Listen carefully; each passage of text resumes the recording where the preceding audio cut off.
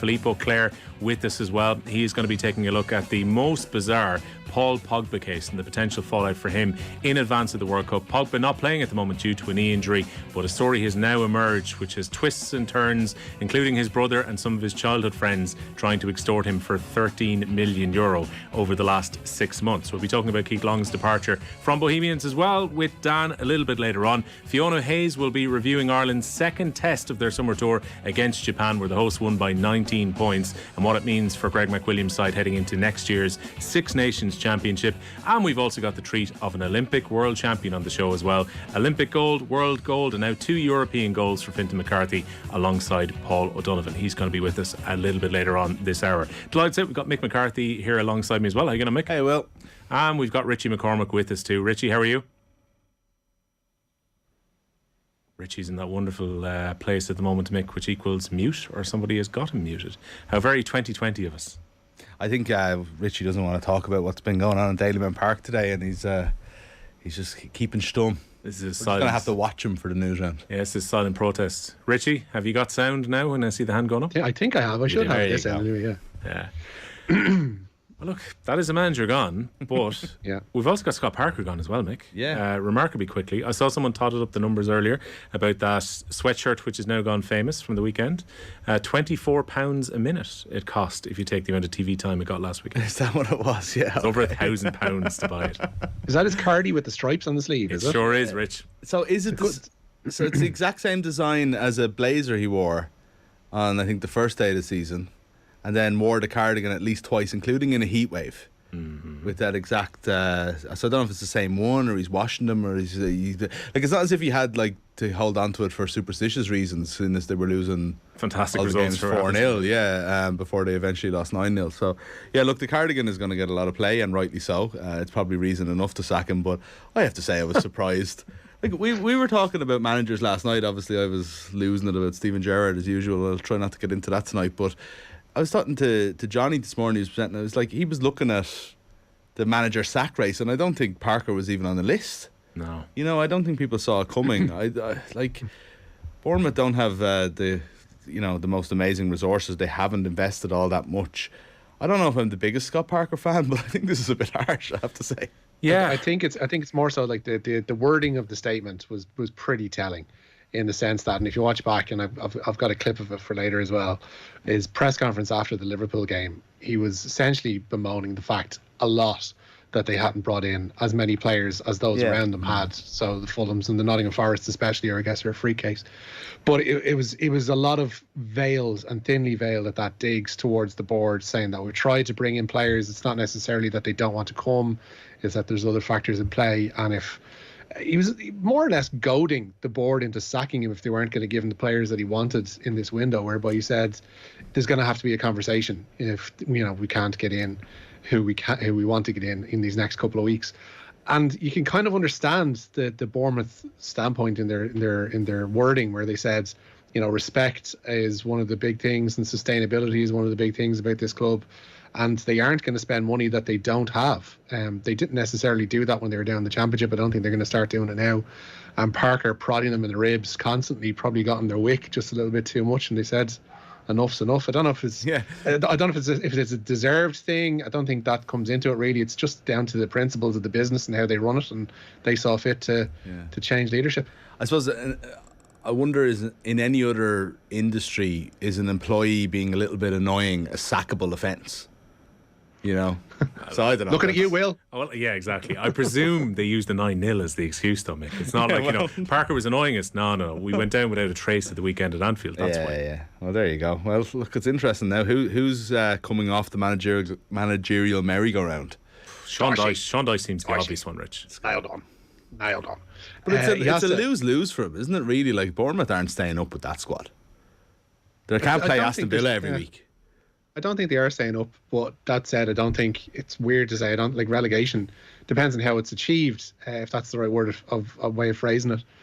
Depends on how they go down. But if they go down swinging, there's no reason to suggest that it's not a bad job. They're a fairly well-run club. They have been for the past decade plus when they got up to the Premier League, and it'd probably be attractive to a certain type of manager. I don't know if Dyche would go there. I think Dyche probably has his sights set a little bit higher, and he's probably looking at his watch waiting for Frank to be sacked at Everton, because that just seems ready-made for someone like him. Bournemouth, I'm not so sure, but I don't think they'll be short of people lining up to take that gig. It's very southern. Nice place to live, though. Like the South Coast, not a bad place to live. The thing is, I can understand why Bournemouth are being very careful financially, because a few years ago from the Championship, they were incurring penalties for financial fair play. Like the margins were extremely tight because they don't have the revenue as some of the clubs around them. They've got a small ground. It makes it incredibly difficult. And therefore, they don't want to run the risk, Richie, of potentially overspending to try and stay in the Premier League. Next thing, you're getting hit with punishments when you go back down into the Championship, and then it becomes more difficult to come back up. Maybe the way Bournemouth are looking at that is, we'll take the financial windfall of going up, we'll see what we can do with what we have, we go back down, we rebuild and try and go back up. It's yo-yo, but it's better than taking the risk. Yeah, it is, and there's loads of teams and there's loads of examples of clubs who've stretched themselves too far and ended up sinking down as far as League 1 or League 2 in pretty quick order. I don't think Bournemouth are going to be that, because they're pretty savvily run. It kind of, without wanting to be selfish about it, my worry would be for the likes of Mark Travers, who's clearly found a manager, or had found a manager in the last 18 months under Parker who liked him and thought enough of him to give him a decent run. He played all but one, I think, of the games in the Championship last season. Has obviously started from the get-go this season. You don't want to see him fall foul of another manager's whims now, just because there's going to be a change there. And other young players as well. Like, he turned the Dominic Solanke situation into one that looked like it could have been a real warning shot for players who go to bigger clubs at a young age and have to come down again. He performed brilliantly last year in the Championship, and it was all under Parker as well, and that stuff shouldn't get lost either. So I just hope the young players that are there manage to find their feet, and particularly Travers under the new boss. Yeah, Neto has come in now as well, which could mean the new manager might well look at it and say, look, I'll put a Brazilian international goalkeeper in straight away. And Travers, no fault of his, the 9 goals that were conceded at the weekend, given the defence that was in front of him. But yeah, it'll be interesting to see where Bournemouth go from here and who comes in. A bit of a crappy quiz for you here, Mick, to start the show before we get into the news round proper. Do you want to have a guess at any of the top 5 managers who've had the shortest start to a season in the Premier League? Jesus. Well, top 5 all got less than Frank 30 de Boer days. must be on it, because Frank de Boer is 31 days, would you believe? That was going to be my first guess. Okay. Sending Damon Delaney off. Ian Porterfield seems to be the answer to all these questions. That must have been later. He was I think he was the first manager sacked in the Premier League, wasn't he? I think so, but he lasted Chelsea in 92. Yeah, he lasted more than 30 days though. Good Lord. Ronald Koeman. I don't know. We're just picking out. We're just throwing names out randomly now at this stage. Paul Sturrock holds the record. Southampton in 2005, 9 days. Peter Reid at Man City in the second season of the Premier League lasted 12 days. Kenny Dalglish, remember that one in Newcastle when he went there in 98, 99? Oh, Ruud Gullit. 12 days. Yeah, Hullet's in there. 21 days also at Newcastle. Newcastle sacked 2 managers in August 2 years in a row, I think. They did. Yeah. Good knowledge. That was in the 99-2000 season. Rounding off the top 5 then, you won't be surprised that Newcastle are in there again. Kevin Keegan in 08-09, which was 19 days. The second coming. And Alan Kirbishley's time days. at West Ham. 18 days. So they're the ones that all got under 20. Right. It's a hell of a list. I was surprised like you. I thought Frank de Boer was a little bit shorter than 31. Yeah, Definitely felt like Damon Delaney tells that story wonderfully well of how it basically turned with Frank de Boer really quickly. I suppose for the rest of them, they hadn't just taken the job as Frank de Boer had. They were there the year before or whatever, so that's probably why that one sticks in the memory. But yeah, I don't know. I wonder if Steven Gerrard can make it onto that list. Do you know the one that really jumps out that I had almost forgotten about? Jose Mourinho at Chelsea in 2007-2008 only lasted 39 days into the season. Yeah, that had gone bad, all right, pretty quickly. Yeah. Was that the one that produced the song? Yes. Yeah, the one where... The special one. Go on, sing it there. Sky Sports News. I'm sure somebody can find it. You can definitely. I'm sure it's on YouTube still at this point. But it's on YouTube. Sky uploaded it in good quality as well when the pandemic hit. When they needed content galore, they decided, what can we get up there that's like an absolute number wizard? And that was that song about Jose, the special one by that bloke and his entire family who he'd roped in to do backing vocal. Who've regretted it ever since 2008, even now, 14 years on. Yeah. That is still very watchable. Now, the news round is brought to you by Gillette Labs for an effortless finish to your day. We start by talking about a sacking in England. We start the news round, Richie, with a sacking here in the League of Ireland.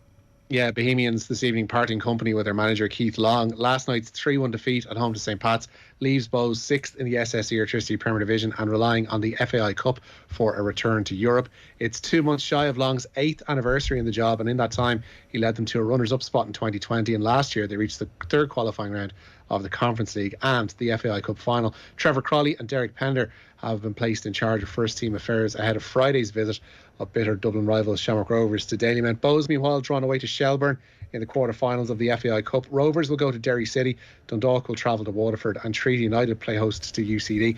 Those ties will be played on the weekend of the 16th, 17th and 18th of September. Rich, just looking at the reaction from last night and even recent weeks of Bohemians outside of their performances in the FAI Cup, it's got pretty rough. Now, that can't be all put on Keith Long's door, though, when you consider the amount of players that have left the club over the last 12 months.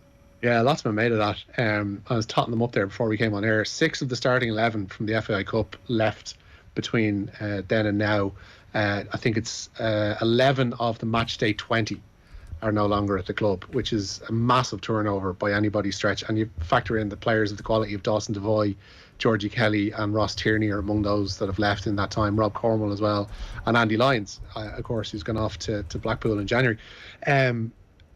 The results could have been better, the performances could have been better. It's a difficult thing to talk about these changes in manager when, you know, contrasted with the ones in England. Like, Keith Long didn't go into management as a multi-millionaire like Scott Parker did, and it's kind of difficult to talk about somebody losing their job in that respect, because it is just that it's a job and you don't know when the next one is going to come, and I've been in that position and it's not fun. But then again, something had to change there, but you have to factor in the massive turnover in players, the job that he did do in the 8 years there and bringing through a couple of generations of young players that have gone on to England and will probably go on to England and further afield in the last while. He did a remarkable job when the club was in a pretty ropey position back in 2014. So none of that should get lost. It's just, I'm really curious. And I genuinely don't know where they do go next from here. They should be performing better than 6. There's no doubt about that. Whether the massive turnover in players could have been achieved this year with any other manager, I don't know. Like, it's very difficult to say. And with the timing as well, Richie, you look at last night, Pats are now 12 points clear of them in the chase for Europe. Realistically, Bohemians would have to use the Cup as a route to potentially get into Europe for next season. So you're thinking someone is coming in to try and steady the ship and try and continue on this Cup run. Yeah, I wouldn't be surprised if Trevor Crawley and Detzer take it to the end of the season, to be honest. Just because there's no chance of relegation. There's no chance really now, realistically, of getting European football. So would it be beyond them to just take over for 3 huge games and get them to the Aviva again? I don't think it's beyond the realm of possibility. Crawley's a decent manager in his own right, and Derek Pender's very highly thought of as a coach. I wouldn't be surprised if they see it out until the end of the season and take their time in appointing a successor. But then again, God, what do I know? They could have somebody in by next week. They could have somebody in by Friday night ahead of Rovers. I would doubt it, if I'm being honest, and I wouldn't be surprised, as I say, if Trevor and Detzer take it through to the end of the season. Mick, just before Richie goes through the Premier League fixtures for tonight, are you ready to watch football every day till the 22nd of December? I think we get the odd Friday and Monday off, do we? Only the odd one, though. Oh, the very odd one. I think the Premier League, with the way it's stretching now at this stage, you'll have non-European teams playing Friday night football and some will be playing Monday night as well. So I think we were looking at it that United, who are in the Europa League, obviously, I think their only non-midweek game between now and when the World Cup starts is the international week. So that means it's also the same for Arsenal, you would imagine, and it must be the same for the Champions League teams. October as well, for the Champions League teams is so bad. I saw. I think Jack Pitbrook put up Tottenham's schedule between now and the World Cup, and it was insane. It was absolutely ridiculous. We've got an enormous amount of football. It's going to be fun. It's also going to leave, probably a half strength World Cup by the time we get there, which is sort of.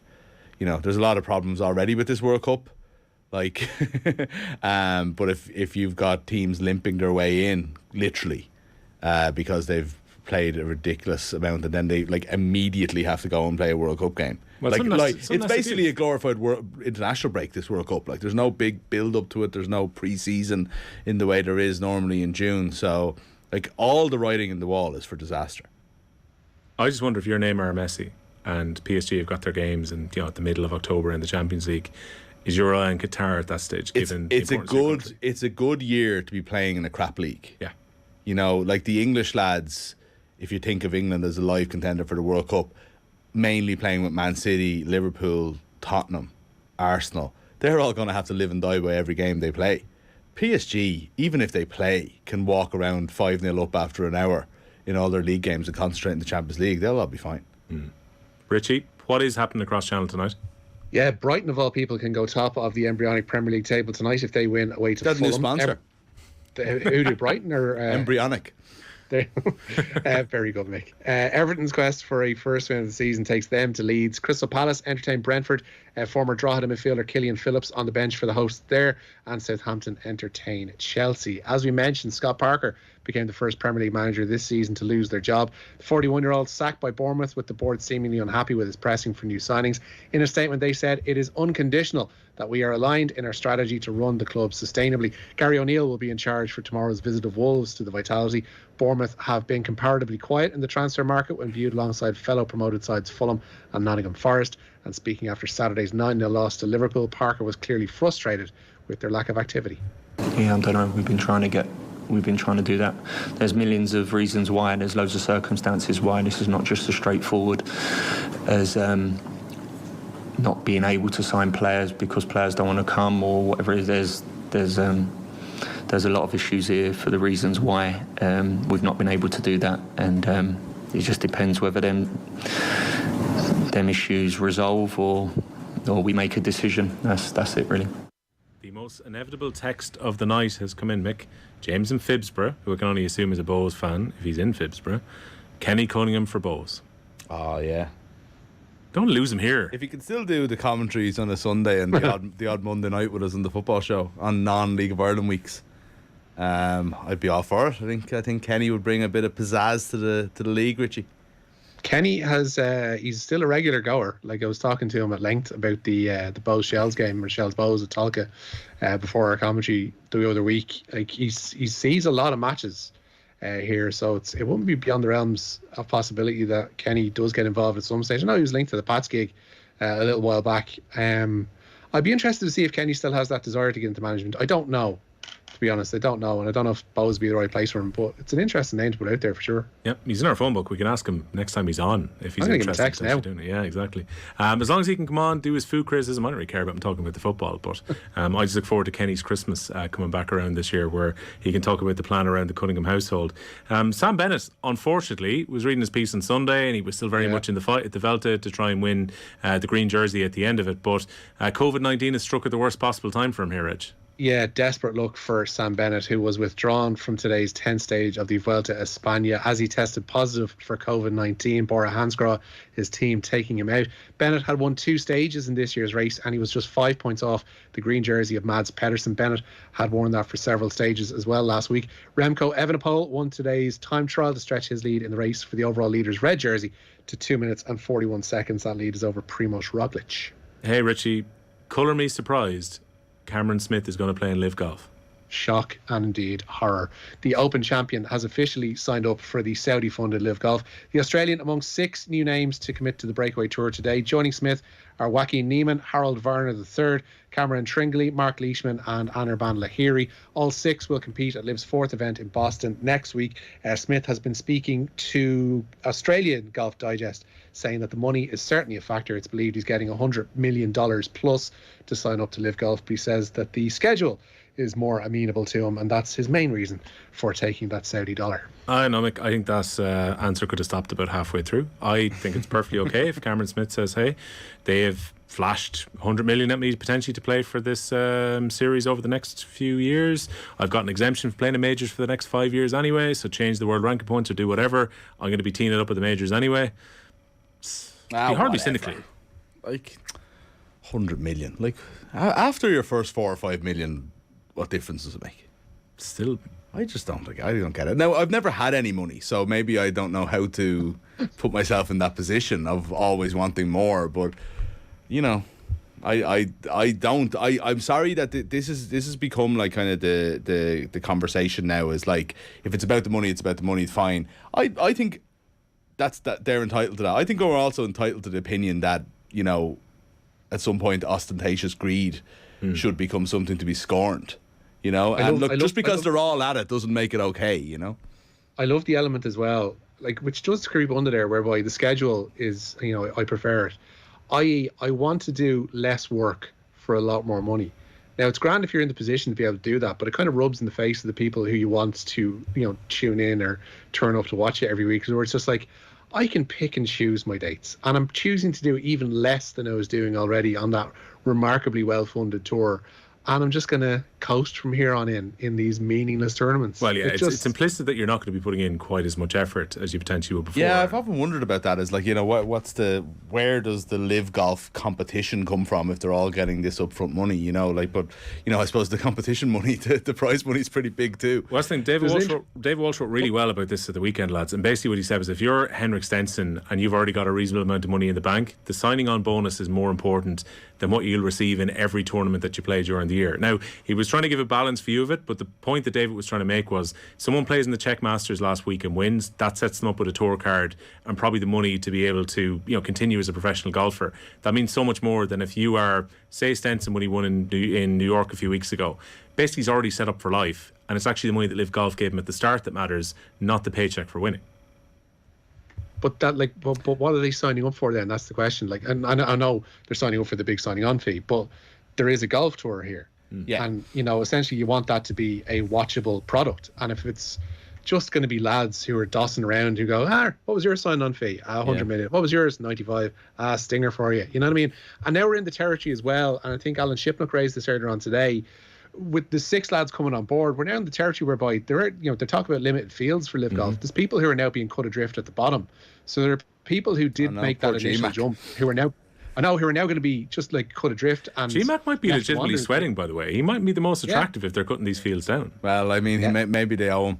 Possibly. He's an OG. His early work. Richie's point, just quickly, we don't have much time, right? Richie's point about, you know, like, he wants to do less work for him. Like, I mean, if in a normal industry, like, fine, that's like, you know, you're offering me more money and saying I have to do less to do it. That's the dream. It's an obvious thing to go for. But there's not he's a sports person. It's a sport. This is a sports person who's just won the Open. He's on the cusp of being one of, if not the best golfer in the world. His aim should be to go and be the best golfer in the world. He's already filthy rich. That's my point. It's like, it's not to say the money isn't important or he shouldn't go for the money, but he's at the top of his game. He's worked so bloody hard to get there.